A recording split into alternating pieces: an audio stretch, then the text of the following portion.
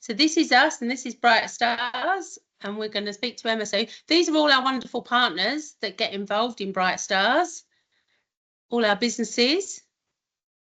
And then, so what is a social enterprise? So a social enterprise is like a superhuman, a superhero business. So it gives people jobs, it trades products and services like any other businesses. It can make a profit, make money. And then it's what the difference is between a social enterprise and a business is what they actually do with that surplus. It's to sort of do good in the local community. It's for a social purpose. So it could be looking after people, looking after places, or looking after your planet. And just a bit of an interesting fact that did you know there are 1,400 social enterprises operating here in Cumbria, and they employ over 11,000 people. They support 15,000 volunteers and they contribute 475. Oh, God, too many zeros to know what that is. That's a lot of money to support their local economy.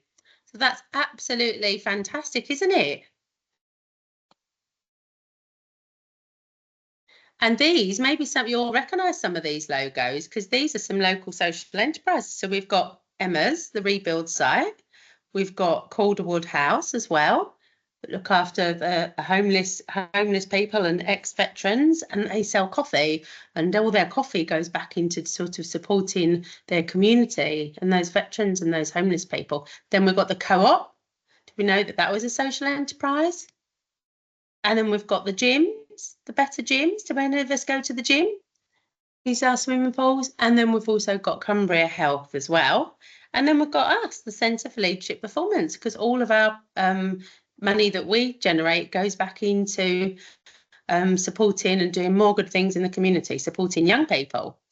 So there's lots of different ways that you can you've got a fantastic opportunity to think of some really amazing ideas and think about what you might want to do as part of your little mini social enterprise businesses. Now I am going to hand over, this is the fabulous rebuild site, I'm going to hand over to Emma Porter, who's the founder of the rebuild site and also managing director of Story Contracting, who will tell you all about what they do and give you some top tips, and then you can ask Emma some questions.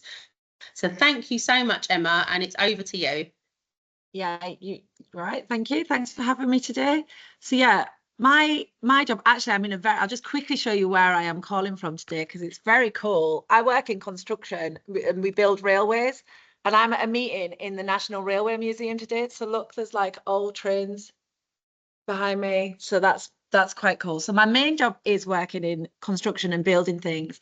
And in my main job, I don't know anyone's ever had a project done at home or ever seen a building site. What we find in construction and building stuff, there's loads of leftover stuff at the end. So say if you decorate a room in your house, you'll have leftover paint and leftover tape and leftover tiles, and there's always leftovers. And on construction sites, that leftovers is a lot.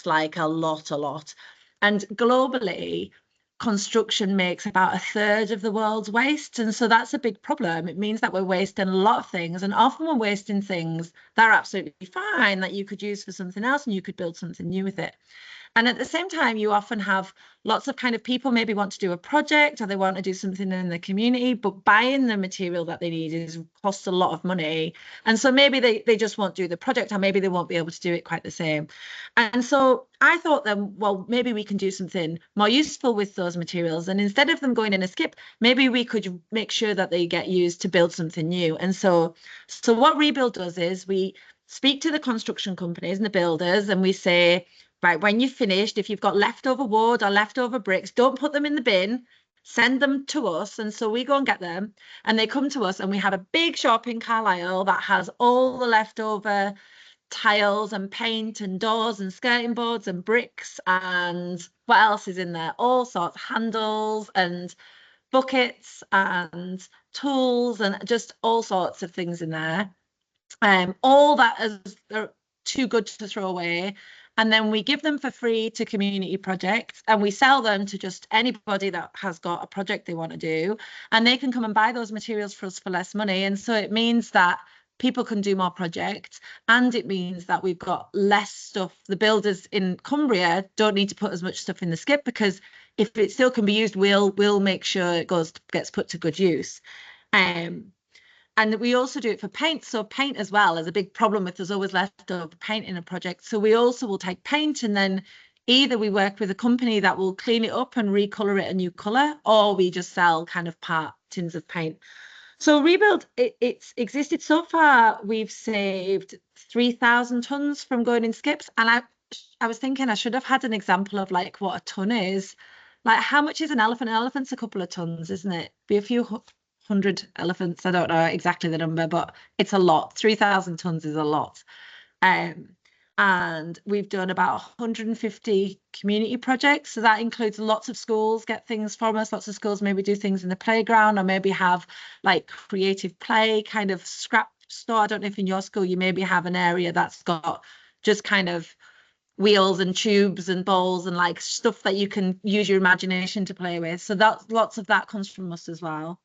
And I thought it might be useful to kind of share a couple of things that I think all social enterprises need to think about, and that when you do your projects, maybe you might want to think about.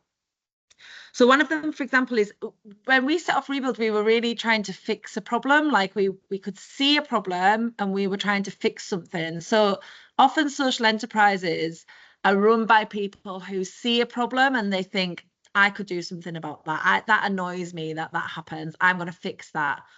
Or they think, I would love for this to exist in the world, and it doesn't exist. And so they make it, they create it. And so starting off with an idea of something that you would like to see, or a problem you would like to fix, is a good idea. And I think one of the things that's really good about Rebuild, so even though Sarah said I'm the founder and Rebuild was my idea, but if I didn't have a team with me, it would still just be an idea. So Maisie, who is one of my partners at Rebuild, and Debbie, who knows all about sustainability and all about the numbers and data and the kind of thinking, without them, it wouldn't exist. And so whenever you do a project, you need to have a team, and you need to kind of think about people who do things better than you or do things differently than you. And I think talking to each other is a big one as well, like making sure that you share ideas and you listen to each other. And maybe there's someone in your group who's a little bit quiet. I'm not the quiet person in my group. I'm the really loud person, but Maisie's really quiet, but Maisie often knows more things than I do. So making sure that I'm quiet sometimes and listen to Maisie is really important. And I think having a plan, like thinking through, well, what's your plan? What are we going to do? And planning out ideas is a good idea. And then the last one is, sometimes when you're doing something that's new, or you're trying to make something that people haven't done before, there'll be parts of it that doesn't work. And I think treating them as a really good thing, like learning and failing and getting stuff wrong, is a sign you've tried something new. Like that's a really good thing. And so I say to my children, you win or you learn. Like either it'll be right or it won't be right, and if it's not right, you'll just learn from that and you'll do something else. So I think trying new things and it not working is a good sign. Like that is something that I would see as a good thing. It going wrong, and going wrong shows that you've tried something difficult. So yeah, they're probably my main things, and I'm happy to answer any questions about anything that we do. It'd be good to hear if people have had work done at the house and seen stuff go to waste, or if they see a problem somewhere else that they think, oh, that problem really bothers me, maybe I'll fix that. What do you think? What about when you decorate? You seen decorating your house, painting your bedroom, the tins of paint that you think, oh, there's a little bit of paint left in that tin that could still be of use to someone else. We've seen that. I'll tell you one place that I see that at Rebuild. In fact, I've got one in my bag. Hold on.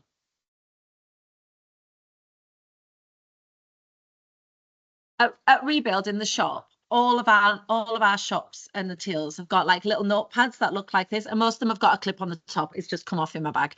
And these little notepads are just for like, maybe customers want to write down measurements, or maybe people have a list, or maybe we want to write down a phone number.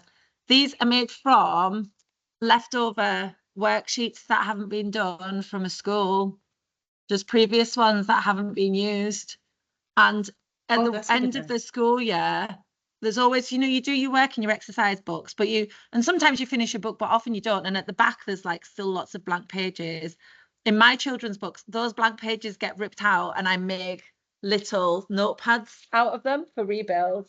And so that's a place that in your school that you can see here, I've done one and I've written my notes on it from an event. Oh, that's a good idea. We could all take that away as a top tip, couldn't we? There you go. There's Not we? things everywhere that you could do something different with. Yeah, Definitely. someone in the other room has got the same. Oh, I think there's some top tips there from Emma. Thank you. So teamwork, that's definitely something that I heard shining through. You guys are all going to have to work as a team for this challenge, aren't you? And you're all going to have lots of different ideas and share your ideas. How do you deal with staying positive when maybe things don't go to plan?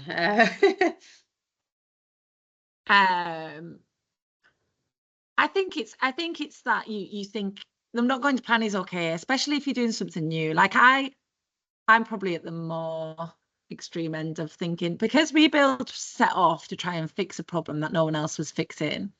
For me, when we hit the problems, that is sort of shows we're kind of doing something difficult and doing something. If it was easy, everybody were doing it. So I don't mind. I'm really not put off by a bump in the road or something difficult at all. And I think if you're working with your friends as well, you sort of look after each other. You say, come on, it's okay, keep going. Now, just to give you some tips and some ideas, we've been running this scheme for about 10, 11 years now, and I'm always amazed by all the ideas and what's achieved in like just a short space of time. But sometimes schools decide to set up the little mini business, and then with their profits that will go to a chosen charity or something, or the product or the service that they're offering actually has like community benefits and things. So we've had schools where they've organised a variety of events, and they've been like an events type business, and they've set up bingo nights and movie nights, or especially if it's linked to Christmas, they've sold different products and they've maybe piggybacked that on the planned Christmas fairs. They've held coffee mornings to look at addressing loneliness in the community and bringing in some of like the community that might be feeling a bit lonely or a little bit isolated together with your school. And I know one school that did that is still doing those coffee mornings and still generating revenue and still kind of getting together with the community, and then they're learning together. So a lot of the older generation are talking to the pupils about what it was like when they were little and they were your age and things. And then we've had schools creating like a well-being book, or spreading messages of positivity, or linked to the environment.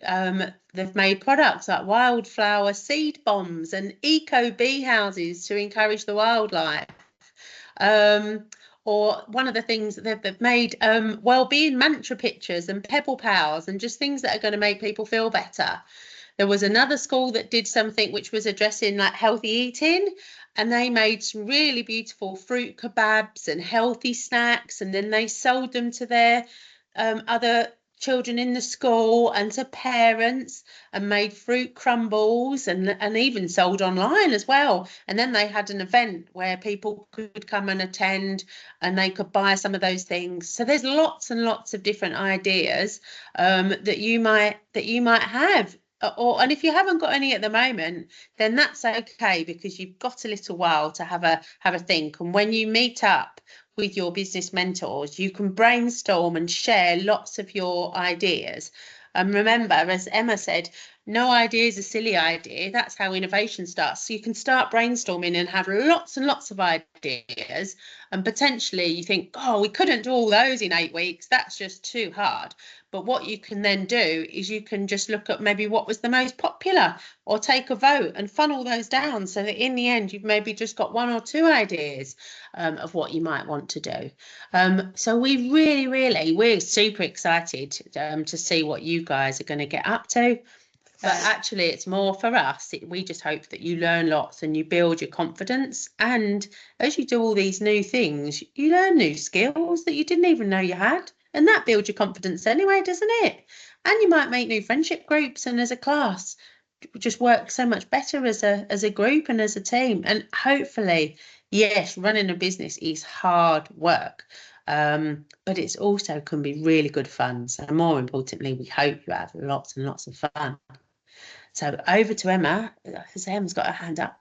I was just going to say, if any of the schools do want to do a project that's like making something, then we have got stuff at Rebuild that schools can apply to have it for free. So that would make your £50 go even further. So we've got, so for example, we've lots of shells in at the moment. If they wanted to make something with shells, we've got loads of shells. And we've got glass bricks, and we've got tiles, and we've got wood, like if people were making Christmas decorations. So just if anyone's doing an idea that involves kind of building something or making something, it would be worth just seeing if you can get it from Rebuild, because you could get it for free if it's from Rebuild. That is a really, really good idea, and something I forgot to mention actually, because when with that £50, you're going to have to think really carefully about how you spend it and what you spend it on. But you can think creatively. You could write to local businesses like, like Emma's. You can write to people and talk about what you're going to be doing. And more importantly, the impact you want your social enterprise to have, the impact that your business is going to have on the community. And you never know, some of these companies might donate things for free, mightn't they? So if you do it, if you're making fruit kebabs, is there a local greengrocer or supermarket that might give you some of this fruit? You could write them a nice letter. So you could be really creative about how you choose to invest that £50, and you can invest it and make money, and then you can reinvest. So, you can do lots of things like that. So there's not really many hard and fast rules to this competition. The rule is, the number one rule, have fun. The two is all work together as best you can as a team, and with your business mentor as well, because they're there to help you.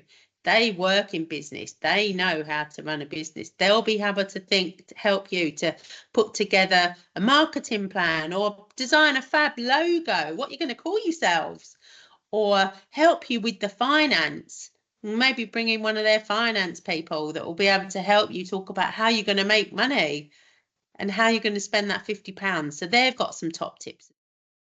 Well, we hope you all have fun, okay? And your school or your teachers will be sending us weekly updates on what you've been getting up to.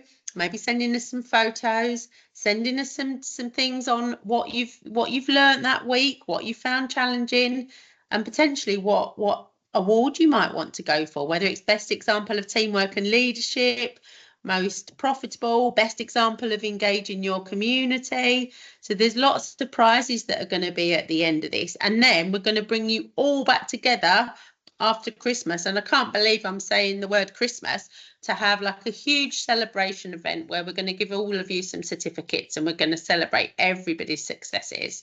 So we hope you have an amazing time throughout the whole Bright Stars process, and we wish you the best of luck. So